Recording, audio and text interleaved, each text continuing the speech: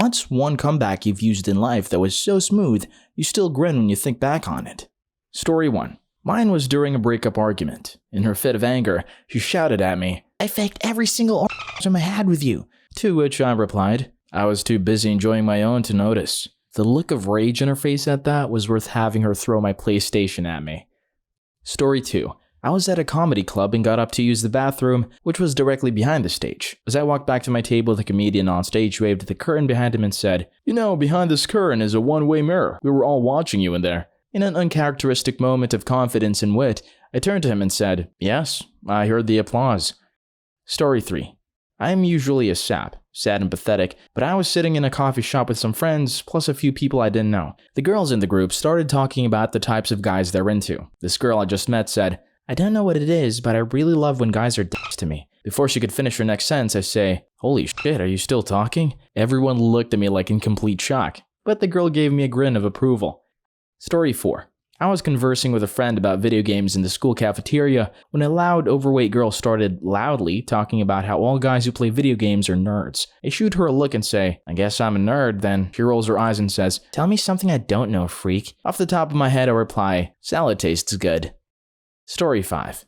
I was at a bar at a table with some friends. A group of women who looked to be in their early 50s sitting at a nearby table completely hammered, which normally wouldn't be an issue. Only these ladies were literally gutting younger women with insults as they'd pass by, trying to see how many they could make cry. After about an hour or so of this happening, these women start looking for men to take home. I know this because they were nice enough to announce it out loud to the entire bar every few minutes. One of the women, a blonde that happened to be the ringleader of this group, kept looking over at me, trying to capture my attention. Not being overly attracted to obnoxious, I ignore this woman, which only makes it worse, and only makes her angry. So she gets up and walks over to our table, tells me that she's going to the bathroom and that I better be there when she returns, because I'm going home with her. To which I say, "It's not happening," but she ignores me and makes her way to the bathroom. On her way back, she walks past me and loudly exclaims, "Dick," so everyone at her table and my table can hear. To which I respond, "Oh mom, you know how you get after 2 drinks?" She turned around and I've rarely seen a woman so pissed off. She started screaming something I couldn't make out, which attracted the bouncer who promptly kicked her out. Everyone clapped, and I drank the rest of the night for free.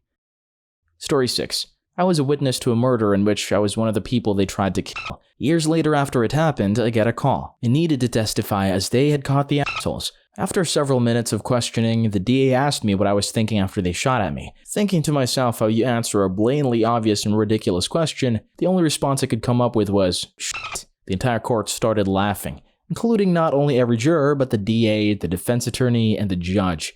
Even the stenographer was laughing so hard that she stopped typing. I'm fairly certain I'll never get another zinger like that again. Story 7. I used to work at this pizza joint that would stay open late on the weekends to hit the bar crowd. The pizza was New York style, so the 18-inch pie was standard and the slices were as big as your face. A pair of guys came in and ordered a slice, each of the meat lovers pizza, which came out to like $4.75 a slice. Now I get it that one might find this pizza to be pricey, but the number of toppings we put on it made up for that, or so I thought. These guys began throwing a fit about it, and we defended ourselves saying that we didn't set the prices, and we're sorry, but that's how it is. We have to eat too. One of the guys looks at my coworker, who is a big overweight, and goes, "Well, you look like you're eating well," pays for the slice and sits down to eat it. 5 minutes later, I walk out with a slice for a different customer who asked to have his slice warmed in the oven, and as I turn around to go back behind the counter, those 2 guys are standing right in front of me and getting all up in my face. The one guy from before goes, "We gonna leave a garbage on the table for yo to clean up, cause your pizza's too expensive." I looked him right in the eyes and said, "You come rolling in here wearing your Dolce & Gabbana bullshit sunglasses, ready to pay $8 for a shot of pucker, and you're going to complain about $5 pizza?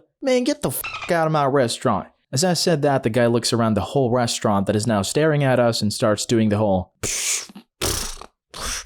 bullshit, and I go, "What the fuck is your problem? You got a fucking leak, asshole? Get the fuck out." And all of a sudden, the whole restaurant erupted into a bunch of, "Ooh, damn, shit," and people were clapping. It was amazing. The owner always told the guys running the bar shift that they could say and do whatever they needed to in order to get someone to leave that was being rude or disorderly to the staff. They took that privilege very seriously. Story 8. Had about 13 shots of tequila at my mother's birthday party. A man that was interested in her showed up. He was the stereotypical redneck, very narrow-minded, conservative Republican, judgmental, stubbornly and willfully ignorant, falsely quoted the Bible, etc. Anyway, he made the mistake of talking to me. He kept boasting about how he's a proud redneck, but tried to tell me that there were classy rednecks and trashy breeds. My response was, "Oh, I wonder what's the difference between the two. Do the classy rednecks frame their Confederate flags instead of using them as curtains?" It was a fantastic night.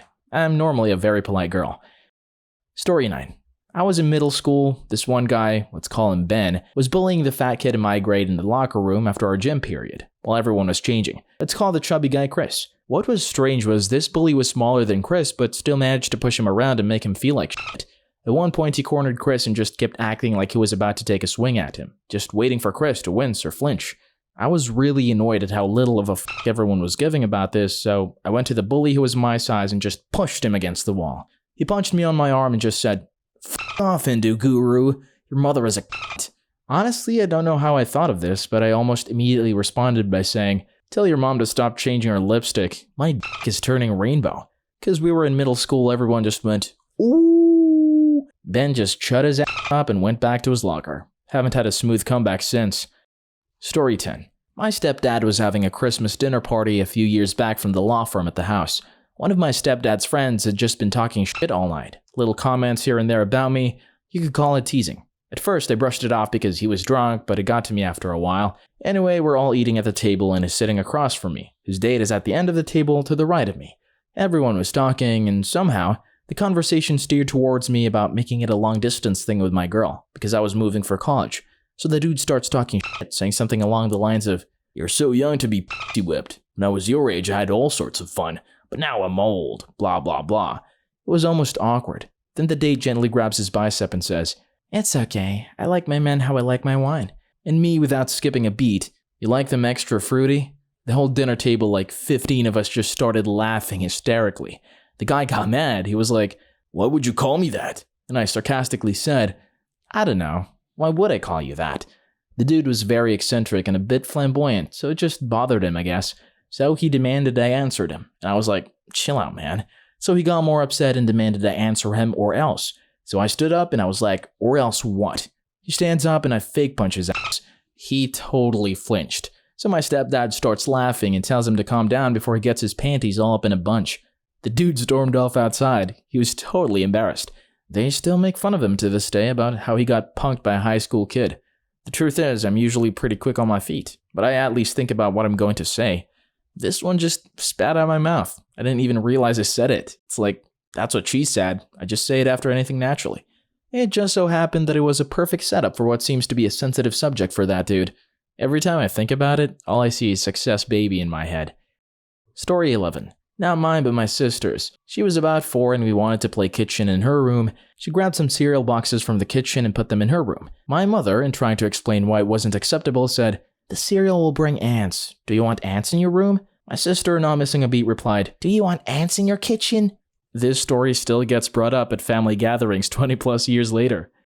Story 12. I'm getting ready to leave the happy hour and see that my coat is still on the bar stool that I was at earlier, but now is being sat on by the CEO, and my bag is on the bar next to him. So I walk over and somewhat sheepishly, I was pretty low in the totem pole, say, "Excuse me," to get my coat, and when I go to grab my bag, he grabs it and says, winking at the CFO, "It's cool. We've already been through your bag. There's no money in there." Without even thinking, I said, "Yeah, we're going to have a talk about that." They burst out laughing, and after that, I was cool with the CEO. True story.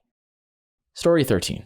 I was a store manager at Electronics Boutique a long time ago, and a customer brings us a controller that a dog had chewed through the cord. He bought it the previous day and he wanted his money back. I wouldn't do it. And my employees look at him and said, "We can't refund this. You didn't buy a wireless controller." This guy is swearing out loud about us and it's during a really busy time. He threw the controller at my employee and I tell him to leave. He gets right up in front of my face and said, "Fuck you." I looked him in the eyes and replied, "Fuck me? No, fuck you. Get the fuck out of my store." He looked stunned and left. Story 14. I was on a plane flight from LAX, LA International Airport, to New Zealand. I was sitting next to a Chinese woman who within the first 5 minutes of conversation started extolling the virtues of the Chinese capital punishment system, conviction, execution, family built for the bullet the same day, I told her I was against the death penalty, but that at least in most countries in the West, the systems had multiple appeals to satisfy the principle of better to let 100 murderers go free than execute one innocent man. She told me that in China it was better to execute 100 innocent men than let one murderer go free. We still had the whole Pacific to go, so I said, let's agree to disagree and that should make for a more peaceful flight. And then sat in my seat and seethed about this for the next 12 hours. 3 movies, 2 meals, and a long sleep later we're landing in Wellington and the customs announcements prompt the Chinese lady to start telling our row this long story about how she was detained in Bangkok, suspected of being a drug mule, had her very private things in her suitcase spread out on a table. She was visibly upset at this story and looked to be tearing up as she started to describe them searching her person for drugs. The fasten seatbelt light went off. I said, better to have strip searched you and 99 other innocent passengers than let one drug smuggler get through. And then I got up, grabbed my bag, and walked away, leaving her open-mouthed. To this day, when a comeback or witty retort occurs to me after the fact, I always remember this story and think, it's okay, I got her. Story 15. I was at a bar shortly after reading all about pickup artists and their games and how to unlock panties and gain vaginas. A greasy Jersey Shore type dude with a backward hat and a popped sequin collar shows up, sits 2 inches away from me and asks, hey, I and my buddy are settling an argument.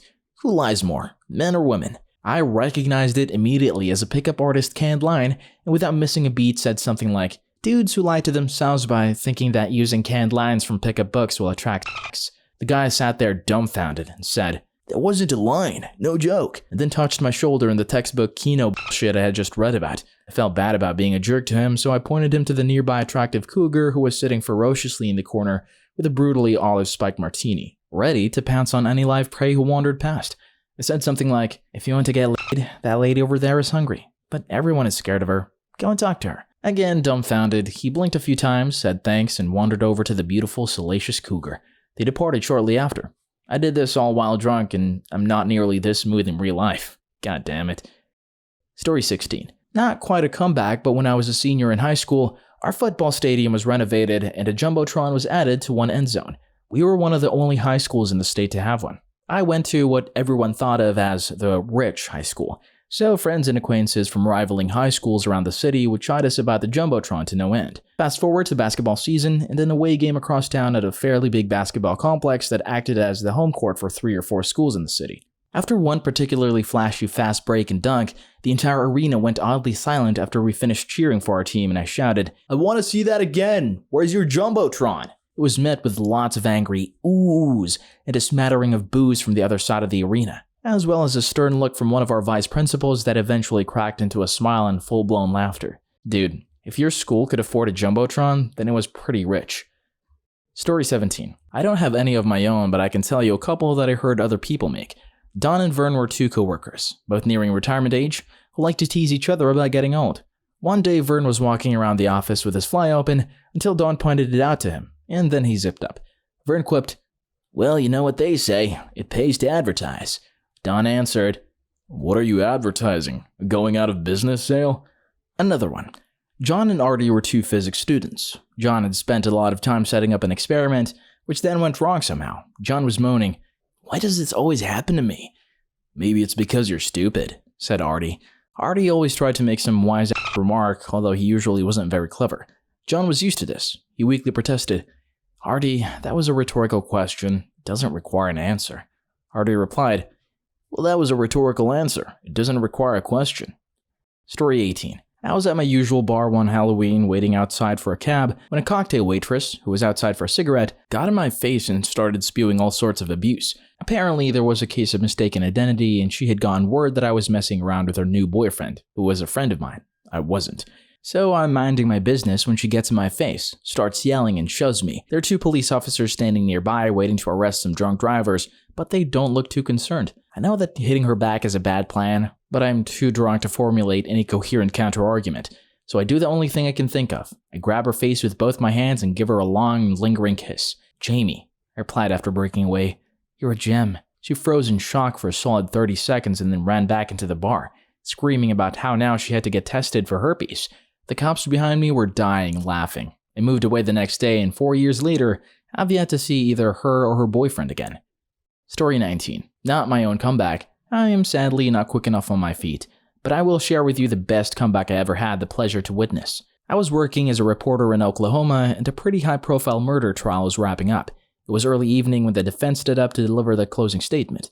The attorney started out by saying, "There's a John Wayne movie. I'm sorry I cannot remember the title at this point, but the point is, in this movie, John Wayne says, 'It's a terrible shame to kill a man.'" The attorney then goes on to state that while nobody is disputing that the defendant shot his former foster father in the face with a sawed-off shotgun, he feels really bad about it, and so he begs the court to show leniency on his client.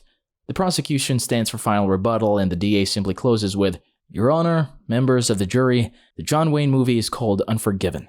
The jury was back with their verdict in less than 2 hours, and the defendant ended up getting 24 years at sentencing. Story 20. A few years ago, I was working at an eye doctor's place that sold glasses and contacts. We had some crazy deals going on at the time, and the lab was weeks behind, and we were constantly f***ing up people's glasses and just flat out forgetting to process specific orders. Well, one stressful evening nearing close, this long-haired Vietnam vet walks in and asks for his glasses.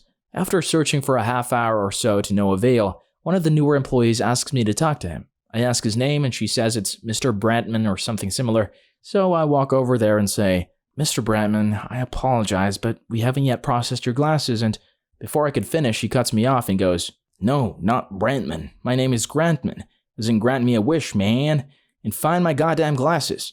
I froze for like 15 seconds or so, just blinking at the sky in disbelief before walking back into the lab and demanding that his glasses be processed immediately. I told the lab guys about how hard I got burned and they had his glasses ready in 20 minutes. He probably uses that line a lot, though.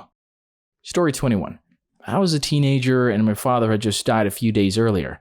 I went to a local youth drop-in center I frequented, and most people there knew what had happened already. I somehow got into a conversation with Tuan, who was very much a self-centered person at the time and seemed to just want to one-up me. The conversation pretty much went as follows. Me: "Man, I'm so tired today. Didn't get much sleep." Him: "Yeah, I've been sleeping horribly for the past week." Me: "Yeah, I hear that. I've just been kinda crappy lately." Him: "Oh man, I've been feeling the worst lately, you know? Like you've had no idea what it's like." Me: "Yeah, well, my dad just died." He looks at me, then looks around and sees other people's faces and knows I'm telling the truth. Oh. That was the end of the conversation.